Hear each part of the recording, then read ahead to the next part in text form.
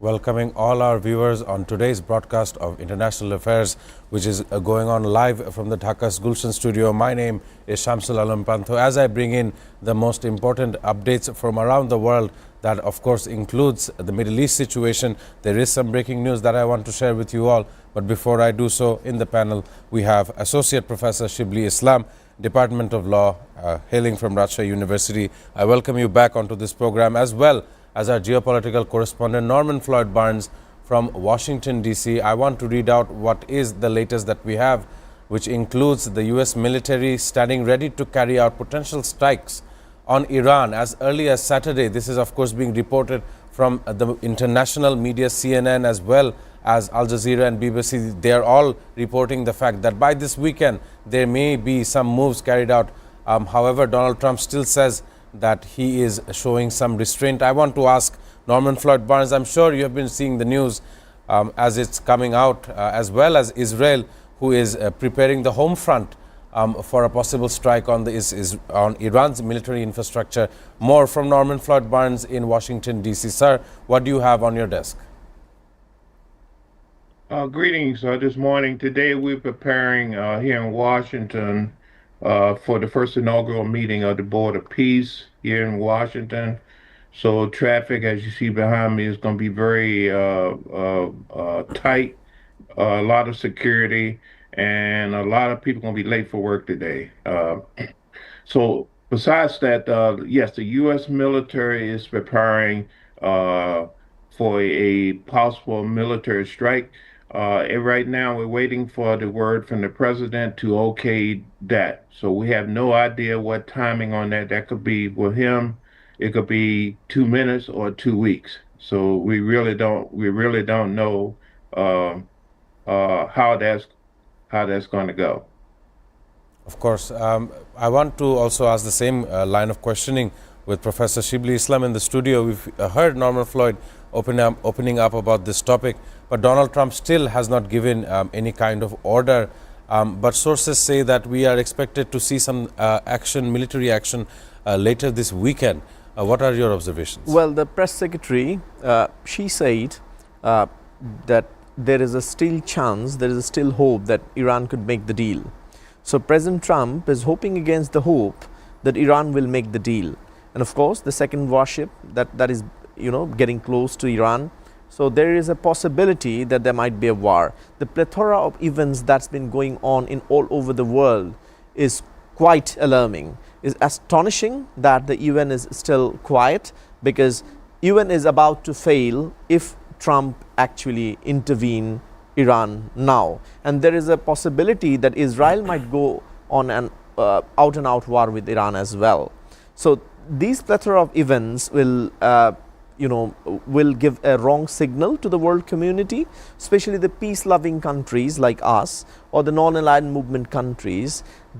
Now it's time for them to reconsider their position, because whether UN is working, world order will severely damaged. It will be severely damaged if this war goes on, because it gives open license to Russia to go on Ukraine. It gives an open license to China to intervene in Taiwan. So somehow all the superpowers will have the legitimacy if President Trump now invades Iran or intervenes into Iran. So we are hopeful that the talks that's been going on in Switzerland, that will bear fruit, and unlike President Trump, we will hope for a justifiable or just solution between the two countries. The doctrine of intervention, non-intervention is nearly failing. It is becoming an absolute fiasco in all over the world. So for the peace-loving countries, this is a hard taste for them. This is a test of the patience as well for the European countries, because we are in a situation that every world order will be collapsed.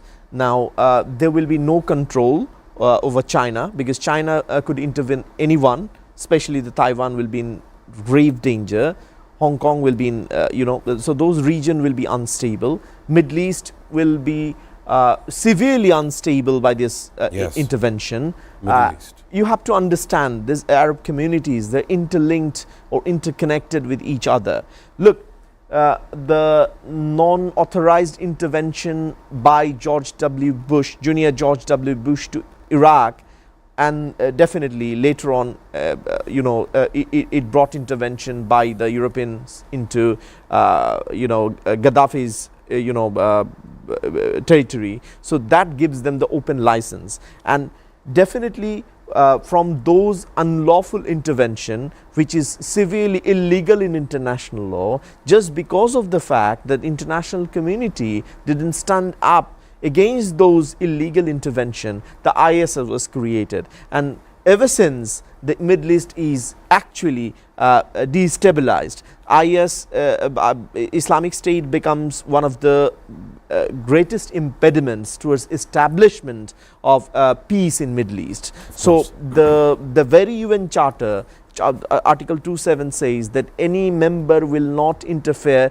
in any internal matter of any state until that internal matter affects international peace and security. Now, President Trump has his, he has his own explanation that Iran's having nuclear power is actually getting stronger for destabilizing Middle East. Right. But this unlawful intervention, which is illegal in international law, which is absolute violation of UN Charter as well, will definitely destabilize all the Arab nations. And later on, if you have to understand, when bigger power strikes, when one region and because of the position of the Middle East, it's right in the middle, so it will hamper the trades, it will hamper the international business, and international communities will be largely affected by this conflict in the region, because our all the nations, almost all the nations, are heavily actually dependent on oil. So oil price will be destabilized, and the countries which are strong supporters of non-aligned movement, now they will rethink their strategy in terms of international relation as well. Right. Very important updates coming from Professor Shibli in the studio. I want to ask Norman regarding some of the news that is coming out regarding the Middle East. I believe this is now the focal point of international geopolitics. One, because Israel is possibly readying itself for a US green light to strike Iran's ballistic missile system, according to its public broadcaster, as well as the home front that the home front command is on maximum alert as far as the news articles are saying. So I want to ask Norman Floyd Barnes about Israel. We see a movement between US military forces, the US administration towards Iran, and then we also see how Israel is also preparing itself for any kind of confrontation that we see in the coming days. Of course, we know almost 80,000 lives have been taken because of this genocidal acts carried out by Benjamin Netanyahu, and this now very controversial Board of Peace, and how it's going to serve this location, Gaza Strip, is a matter of question. I want to understand how you're seeing this weekend. Do you believe that this strike will follow through? If not, cooler heads prevailing. I want to know more from Norman. Thank you. We hope for cooler heads. We hope that they come to some solutions, and we do not have to go through this conflict again. The Board of Peace is meeting today in Washington to discuss the stabilization and the replacement of Israeli troops from Gaza. Indonesia has indicated that they are going to send up to 8,000 troops over to the Gaza area to relieve the Israeli troops. However, by having the Israeli troops relieved from Gaza, they are now more focused on the West Bank and also any potential military operations off the coast of with Iran. So it's Hello and welcome to International Affairs. And preparing for another conflict. It appears to be that there's some type of a plan to involve Israel with the planned attack. I call it an attack or invasion on Iran if it occurs this weekend. But right now, the biggest issue is the negotiation continued talks, and hopefully they'll come to a conclusion where we do not have to go to another conflict that could lead to a world incident. So hopefully cooler heads prevail, communication will continue, and people will take a step back and a pause for a moment to realize that war is not the answer.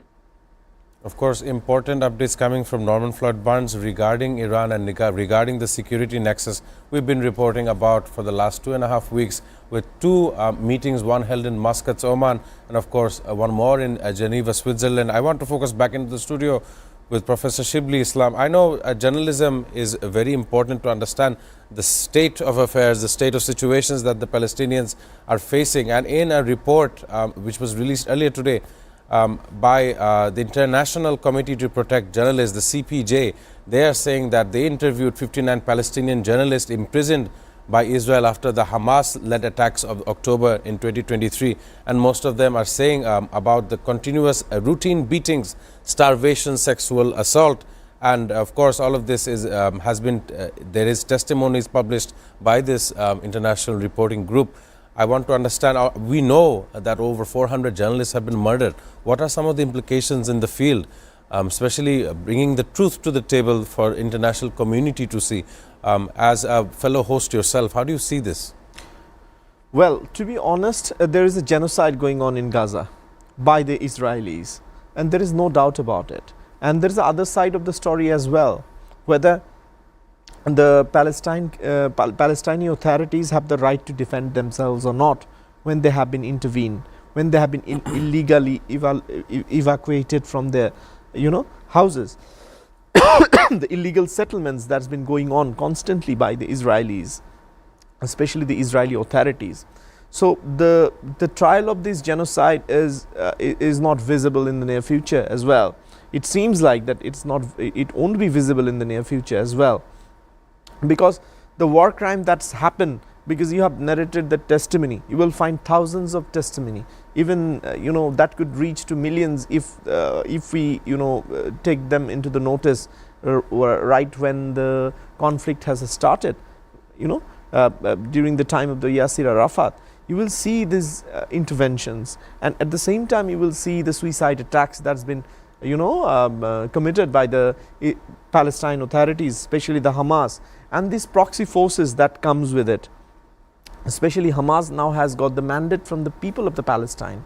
So these proxy forces who are actually, now you have to understand why Israel wants to intervene or attack or make an intervention to Iran, because of this constant patronizing of these proxy forces like Hamas and Hezbollah and all that. So these forces are biggest strength to Iran. It's a silent but a very effective Cold War going around. Exactly, because these forces are very effective in terms of technical strategies or war strategies against Israel. Because you have to understand that Iran has got the capacity, pretty later part of its later part of this era, because now Iran has military capabilities which were not present even 10 years back. So now Iran could actually give a fight if there is a war that's been imposed on them. Now you have to understand the whether Iran has the capability or capacity to resist if this joint attack took place, one by the Israel and one by the United States of America, whether Iran would have any ally from the region. Because I do think that Iran, when there will be all-out attack, there will be no ally in the region, especially by the side of the Iran. So now Iran, and you have to understand, the Iran is densely populated country. Now their people, the austerity measures have been taken. Right. Even the Iranian people are against the war. They're against the conflict with the US. And at the end of the day, the economy is being bashed by these. Economy is largely affected, and they are facing they're facing austerity measures by their own government as well, and they have been taken out in the streets by the police. as well. Now, the capacity wise, Iran doesn't have the capacity to defend themselves, because if US bombard Iran, then definitely there will be larger consequences in the region. In the region, of course. Mostly the whole region will be, these proxy forces, new proxy forces. There is a strong possibility that like Hezbollah and Hamas, like IS, like Al Qaeda, there will be new forces that will be constituted, that Right. will be composed, because in the Muslim community, especially not only in Middle East, in all over the world, there is a soft corner for Palestinians as well. Right. Because they are in the oppression that's been going on them. So that would create more proxy forces, that will create more destabilization. So the number of Muslims population in the world, you have to understand, and it's spread in all over Europe, it's spread in America, because ultimately there will be no peace in the region, and then there will be no peace in the whole world. East or West cannot be segregated. This is not in the Middle Age, this is the Right. era of 21st century. Important. So the business has to go on for the sake of international trade, for the sake of international law, for the implementation of international law, for the sake of establishment of justice. Now UN has to come forward. Now the international communities has to come forward. I totally agree with these Europe, things. even in Europe, there is a large public support against the tyrannical decision of President Trump, because those are not justifiable decision, those are not reasonable decision. So the time that we are living in is very crucial for international community, for the establishment of international peace, security and brotherhood. And if the whole region has been destabilized, there is a possibility that there might be a third world war, and these have larger consequences for international community. If course. they think that will be segregated or separated, or that will be within the boundaries of Middle East, I don't think that will be within the boundaries of Middle East, because by doing this illegal intervention, you are sparking militancy, you are sparking the terrorism. So And that bad circle will continuously come it's about. like a chain reaction. It will spread all over the world. So for the sake of the international peace, security and brotherhood, it is high time that world community should come up, until and unless they want a destabilized Middle East, until and unless they want a Middle East which could spread the hatred of West to all over the world. Per barrel is the word that's going to be affected, I believe. True. That was a beautiful statement coming out regarding the world peace and how they should be united. Ladies and gentlemen, it's time for a short break, and afterwards we'll be talking about more of these pressing issues. Do stay with us on International Affairs.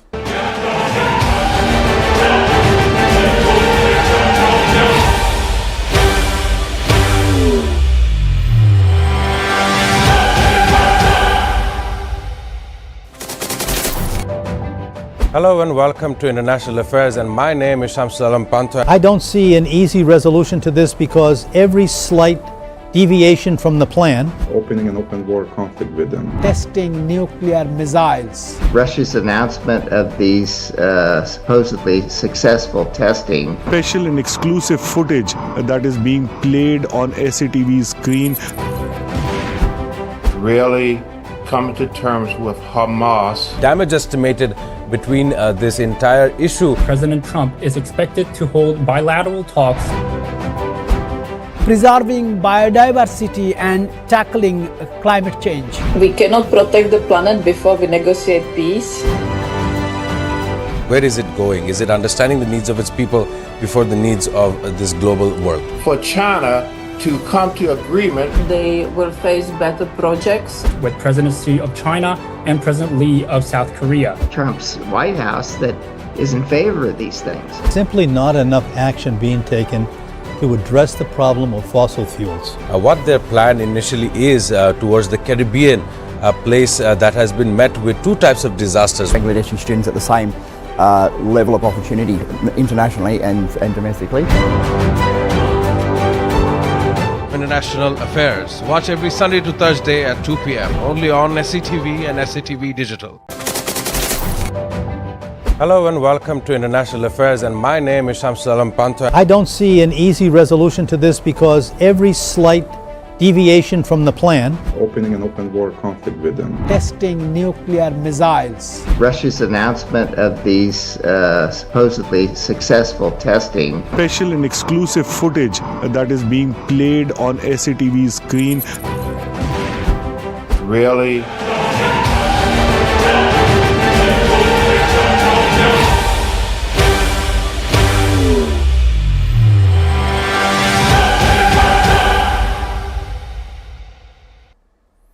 Welcome back on International Affairs. I will pass it to our geopolitical correspondent in DC regarding the Ukraine-Russia war, as the Russian forces have launched heavy assaults in the Zaporizhia region with dozens of drones and artillery strikes killing and injuring civilians along the way, and major strikes on Ukraine's power grid and energy infrastructure days before this peace talk is causing concern amongst how far their dialogues and concerns will be with one another.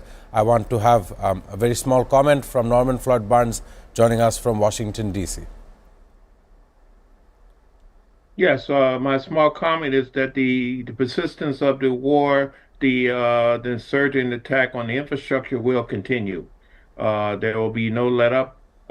This will continue until this endless event decides to end. Right now, Russia has the control, and they will decide exactly when things will settle down and when the peace, if there's peace, will continue. Of course, I must thank Norman Floyd Barnes for joining us from Washington, D.C. all the way in America. Coming back into the studio with Professor Shibli Islam, we're talking about Russia and how their war front has gone down in 4 years. We've seen how even after having prisoner swaps between the two regions, they have weaponized the entire season. They've weaponized the fact that it's winter in this kind of terrain by attacking power grids which support millions of homes inside Ukraine as well as Russia. So the attacking one between the other is causing concerns even outside of the field of military infrastructure, if not territorial warfare. And of course, that is of course in the Ukraine and Russia aspect. But if you look at local aspects as well, we have some differences of leading this nation of ours, Bangladesh. So I want to understand more from you. Well, there are some concerns. The peace talk is going on, or the negotiation is going on between the two nations. Now, the main difference is between the strategic infrastructure, because Russia doesn't want to negotiate about it, and Ukraine is not negotiating as well. They are not lessening their demand as well. So we hope, because I remember about the Second World War. It was the biggest mistake that's been done by the Nazis, because they intervened Russia during the winter, because at winter strategically the war over there is very difficult, as you have mentioned in your question as well, because there will be consequences in both the borders. So definitely it's a crucial time. So we hope, because the negotiation will largely depend on the situation of the Middle East. Negotiation will largely depend on the engagement of US in another region. So as I have mentioned earlier, a few minutes back, that it will all depend on if and buts. Because if United States of America intervenes Iran, the consequences will be different in different peace talks or different negotiations that's been going on. So let us hope for the best, and we can at least say that the situation is not very clear about it right now. Now let us move into our country. Yes, as ceremony. I was talking about the oath ceremony, and certainly one party did not agree to regarding the Commission on Reform and all that. Exactly. And of course, today would be the second day that Tariq Rahman, our 11th Prime Minister, is in the Secretariat planning on business meetings with his entire cabinet to discuss and to analyze how he is going to take leadership of this country. Well, first of all, congratulations to our new Prime Minister. It's a landslide victory for him, and very wisely he and his political party abandoned the oath of Reform Commission, because you have to understand, in 1971 there was a bloody war, and after the sacrifice of millions, we got this nation and we got this constitution. So you have to be within the framework of this constitution. And it has to be passed in parliament. Yeah, it has to be passed in the parliament. First of all, I've given the vote as well. I know you have given the vote as well. But there were 80 reform proposals. What if I'm agreed with the 40 and I don't agree with the 40? What if I'm agreed with the 79 proposal but I'm not agreed with the other one? So that's not justifiable. It's not reasonable to have a reform, referendum like this. It will be a sight to see on the very first day of parliament when both sides are going to be contesting with the speaker allowing them time. Now the problem is the one political party, especially the biggest opposition in this election, they has taken oath as a reform, as the member of the Reform Commission.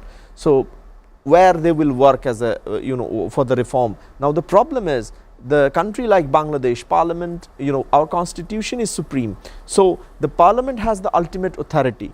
Those representatives has the ultimate authority. Now you have to understand, when you go to the rural areas of Bangladesh, they don't even understand those reform proposals. They don't know what's upper house of a parliament is. So you are getting referendum or getting validation from a population who doesn't even understand.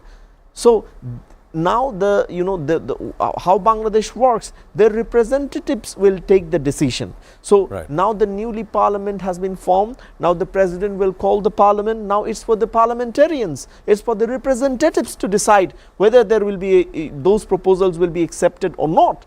And first of all, there are some manifestos of the political party. By following those manifestos, we casted our votes, and you